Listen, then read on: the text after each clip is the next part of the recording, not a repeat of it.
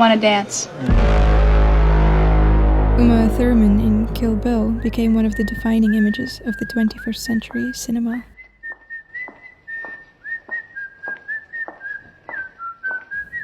A blood-streaked bride turned avenging angel.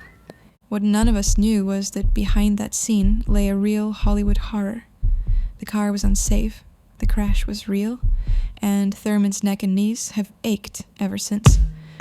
For more than a decade, she stayed silent about how that iconic moment almost shattered her career. Uma Thurman, the willowy, ice-cool goddess of pulp fiction in Kill Bill, was hiding very real trauma and rage beneath her mythic roles. It's one of Hollywood's strangest ironies. The actress who embodied fearless take-no-prisoners women was quietly living a story of vulnerability and betrayal that her fans never suspected. And when the truth finally came out, it only added to the legend of an actress who had long since taken control of her own narrative. If you only have 30 seconds, here's the bottom line of this video. Uma Thurman went from an awkward, introverted teen to Quentin Tarantino's lethal muse by choosing scandalous roles early on and demanding respect. Her beauty blueprint was never about being a conventional, pretty face. It was about mixing old-school glamour with a modern edge, all while surviving Hollywood's darkest pitfalls. In short, she played by her own rules, turned personal pain into power, and made being unlike anyone else the secret to her enduring allure. Also, guess who's involved? Harvey Weinstein. But that's for later. If you'd like to get the proper full explanation, follow me. Welcome. I'm Kira, and this is your beauty blueprint. I've spent a whole week researching, watching, and editing all things Uma to distill her very essence and share the best of my findings with you. How did a gangly small-town girl with an odd name become the face of 90s cinema? It turns out the Uma Thurman blueprint is full of surprises, from her downright scandalous early career moves to the way she balanced sensuality with sly wit. And do stick around, because by the end of this video I'll even serve up a quick breakdown of what we can learn, very, very practically speaking, from the singular universe of Uma Thurman. Settle in, grab a $5 milkshake, yes, like the one from Pulp Fiction, extra vanilla, and let's start the analysis by understanding who Uma Thurman actually is, and how she came to be, for a time, the most hypnotic woman in Hollywood. Here's a little backstory. Uma Karuna Thurman was born April 29th, 1970, and her childhood was anything but ordinary. By the way, she is a Taurus, with Moon in Aquarius and Virgo rising. Her father is Robert Thurman, a renowned Buddhist scholar and once an ordained monk. Her mother is Nena von Schliebrugge, a statuesque Swedish model who in the 60s was married to LSD guru Timothy Leary. Uma looks just like her mother. And Uma's daughter now looks just like her. Growing up mostly in Amherst, Massachusetts, with occasional sojourns to India, young Uma was raised Buddhist and surrounded by books and eccentric thinkers. But for all her esoteric upbringing, little Uma felt painfully out of place. She was tall, nearly 6 feet, with big hands and feet, a wide mouth, and a name that kids found mock-worthy. In fact, she was so self-conscious that a friend's mother even suggested she get a nose job at age 10. Imagine being told that in 5th grade. Uma, later, admitted she suffered episodes of body dysmorphia as an awkward preteen. Instead of retreating, though, she somehow channeled those insecurities into good acting. By 14, she was starring in school plays, and scouts noticed her presence. One early admirer, none other than actor John Malkovich, remarked that teenage Uma had an intelligence and poise far beyond her years, and more than a little haunted quality to her, something he hadn't seen ever in anyone her age. In other words, she already had that mystique that would later conquer us, the audience. At 15, Uma left school and headed to New York to model and audition. By 17, she was making her film debut in a low-budget thriller, and shortly after landed a part that would turn heads, literally. In Terry Gilliam's The Adventures of Baron Munchausen, she appeared as Venus emerging from a giant clamshell, wearing nothing but long tresses and a serene smile. The image of the teenage Thurman as the goddess of love, an homage to Botticelli's famous painting, was brief but unforgettable. Critics and casting agents certainly took note. That same year, she proved she wasn't just a nubile nymph.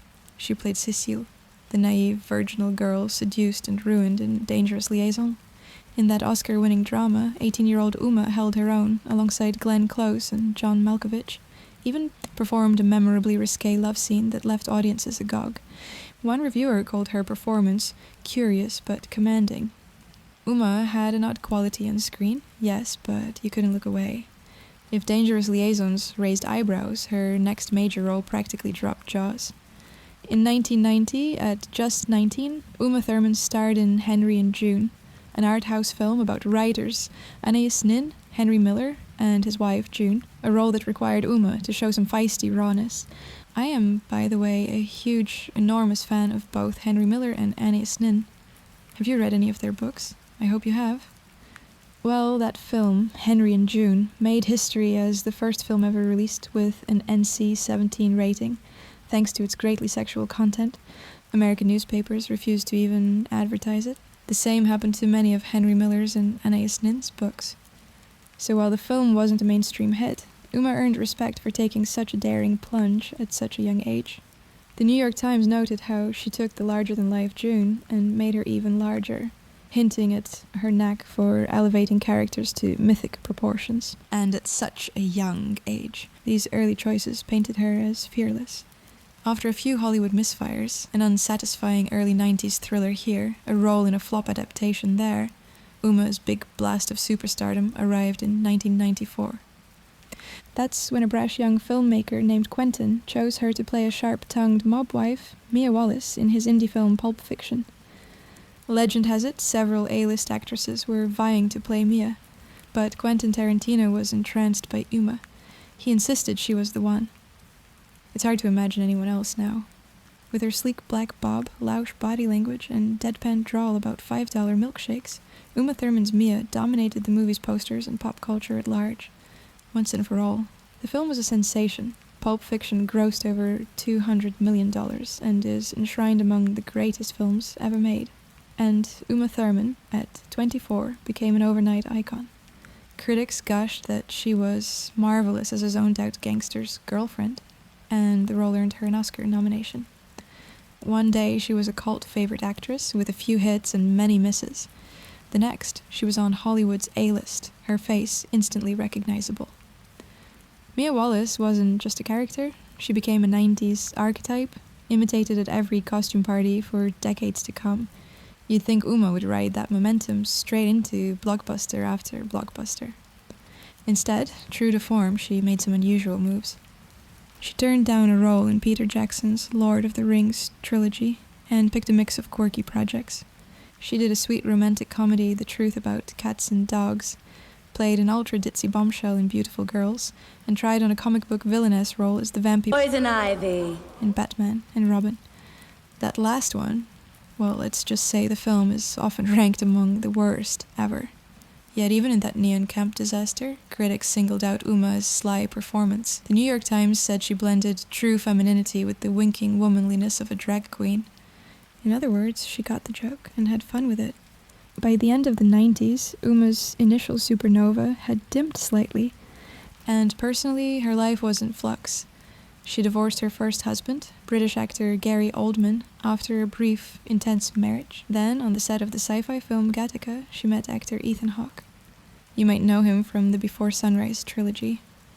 The two married and soon welcomed a daughter, Maya, and a son, Levon. For a few years, Uma shifted gears. She was suddenly a young mom. But you can't keep a muse away from her destiny for long. In the early 2000s, Quentin Tarantino came calling again, this time with a project he had written just for her. A wild homage to kung fu epics and grindhouse revenge tales, starring Uma as a wronged woman out for blood. This, of course, was Kill Bill. Tarantino has never been shy about his adoration for Uma, but at the time, Uma Thurman was pregnant and obviously could not start working. And though Harvey Weinstein insisted that Quentin find a different female lead, the director was unmoved. He answered Miramax in his typical way. I'm the grindhouse Joseph von Sternberg, and she's my samurai sword-wielding Marlena Dietrich. If Uma's mother never met Uma's father, there'd be no Kill Bill, all right? I took this whole movie on put it on my shoulders, and it was a lot of heavy lifting, all right, and I had to carry it.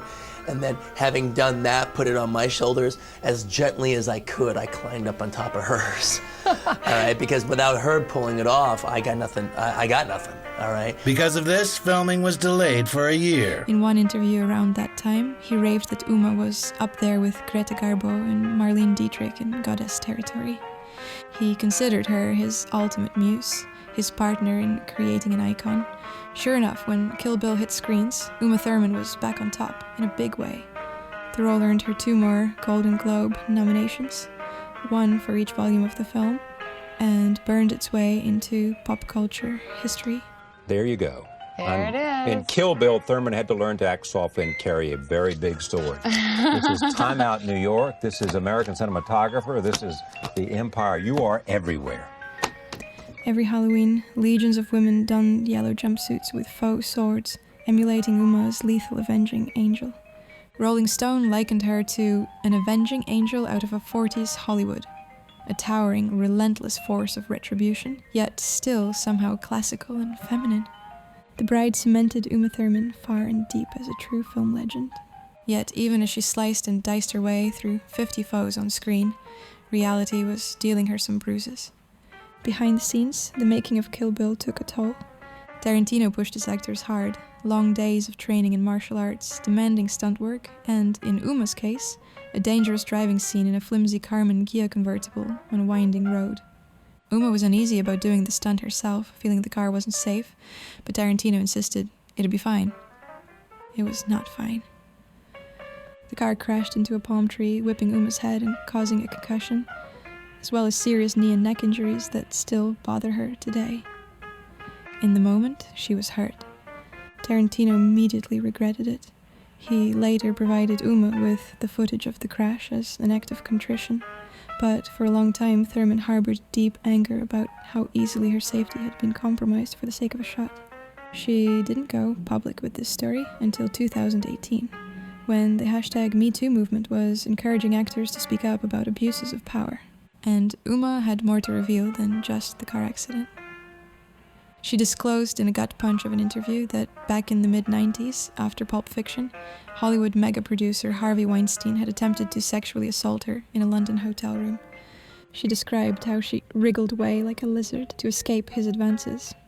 The next day, Weinstein sent her a bouquet of yellow roses with a note praising her great instincts, a creepy gesture that Thurman rightly opened like it was a soiled diaper, she said. In the same interview, she recounted how she later confronted Weinstein and warned him that if he ever did to others what he did to her, he'd lose everything.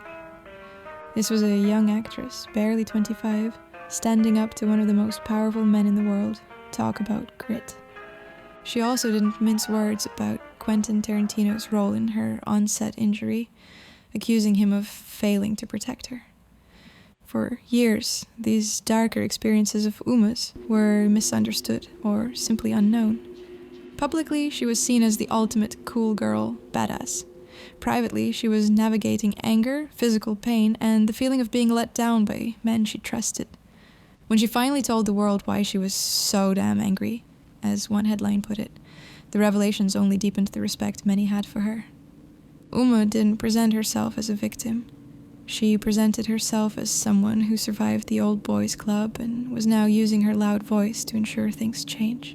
By the late 2000s, Uma Thurman had become a quietly influential advocate for accountability in Hollywood. She even left her agency, CAA, in a pointed statement amid the Weinstein fallout. Okay, deep breath. That got heavy. Let's pull back to Uma's overall journey. After Kill Bill, she had re-established herself at the top of the game. She tried her hand at Broadway in a play, The Parisian Woman, and continued taking eclectic film roles, from a blind romantic in Prime opposite Meryl Streep, to a memorable hysterical mother in Lars von Trier's incredible Nymphomaniac, to playing US president in a campy rom-com, Red, White, and Royal Blue. Her personal life had its ups and downs. Her marriage to Ethan Hawke fell apart in 2003 amid rumors of his infidelity. Hawke later married their kid's nanny, which fueled the gossip columns.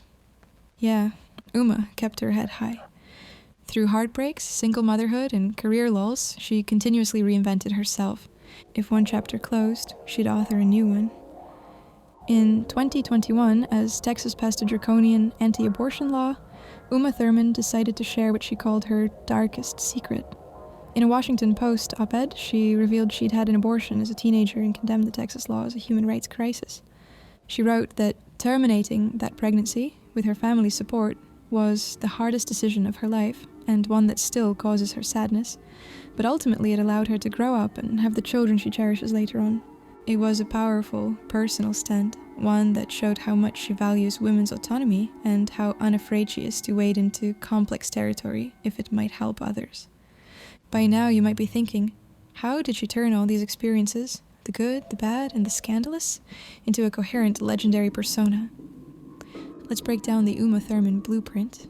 And coming up, I'll share a quick style guide on how to channel a bit of Uma's vibe yourself, and a special something I designed just for us fellow Uma fans. Stay tuned. Well, first, there's the Tarantino factor. It's impossible to discuss Uma Thurman without noting that she was Quentin Tarantino's muse, the defining muse of his career. He doesn't just cast her, he mythologizes her. Remember, he literally credited her as the bride, created by Q and U, at the end of Kill Bill. Tarantino saw in Uma what classic Hollywood directors saw in their favorite starlets, a mystical it factor. He compared her to Garbo and Dietrich, icons of allure, and then he went and made her one. But being a muse is a double-edged sword. On one hand, it gave Uma the chance to carve out two of the most iconic characters of modern film. On the other, it forever tied her identity to one auteur's obsessive vision. Thurman navigated that by proving her range beyond Tarantino's universe, all without losing that essential Uma-ness, an aura equal parts languid and intense. So, what is that aura, exactly? It's often noted that she carries an old-world glamour in a very modern package. Look at her on a red carpet, nearly 6 feet tall with posture that would make Katharine Hepburn proud. Tarantino's quote about goddess territory wasn't far off. There's something a bit regal about Uma Thurman. And interestingly, she has consciously drawn inspiration from old Hollywood. She once admitted, "All my life I wanted to work with Meryl Streep, and all my life I wanted to be Doris Day." Yes, Doris Day, the sunny, sweet blonde of 50s. Thurman even cited Doris Day's Pillow Talk as a favorite film, gushing about Doris's energy and gorgeous, down-to-earth charm. It's a startling revelation. The woman who played a sword-swinging killer and a coked-up gangster mole really dreamed of singing and dancing in A-line dresses. But it makes sense. Doris Day represented authenticity and cheerfulness. She didn't play anyone but herself, Uma said admiringly. And perhaps that's the secret ingredient. Uma Thurman, for all her transformative roles, has always put a lot of herself into them. There's an intimate authenticity beneath the stylization. In Pulp Fiction, her Mia Wallace felt lived in. You believe that woman had a rich inner life beyond the screen time. In Kill Bill, even amidst the fantastical mayhem, Uma gave the bride genuine moments of vulnerability, humor, maternal instinct. That combination of strength and softness is uniquely hers. Thurman's beauty was never the cookie-cutter Hollywood kind, and she leveraged that. She rejected pressure to surgically refine her features. She kept the strong nose, the prominent chin, the big feet. Famously, her shoe size is about 11, which Tarantino, foot fetishist that he is, did not hesitate to showcase in many close-ups. In her 20s, she was sometimes called an ugly duckling-turned swan, which is a bit silly since she was always a swan, just an unconventional one. She knew it too. Uma has a sense of humor about her looks and career that's disarmingly down to earth. When a photo of her at the 2015 premiere sparked tabloid hysteria, "Uma's new face!" Thurman simply shrugged. "I know, I looked weird," she laughed on morning TV. "I guess nobody liked my makeup." She explained it was just an experiment by her makeup artist, going for a more editorial French look, strong brow, no mascara, bold lip. She didn't rush for a youth-chasing makeover. Instead, she quipped, "You take the good with the bad."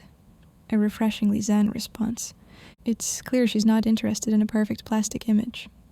Now, if you're enjoying this deep dive into Uma's world, please like and subscribe. It's easy for you to do and is inexplicably helpful for me and the channel. I also want to give a quick shout out to our members. Thank you so much for supporting what I do here. And hey, if you, dear viewer, are getting value from this and want access to members-only perks like our podcast episodes, and also just be a true supporter, please consider becoming a member. I'd love to have you in the community. Alright, back to Uma. Her daughter, Maya Hawke's fame from Stranger Things, now has Gen Z discovering Uma's work. When Maya posted a photo of her mom recently, calling her the OG, fans went wild.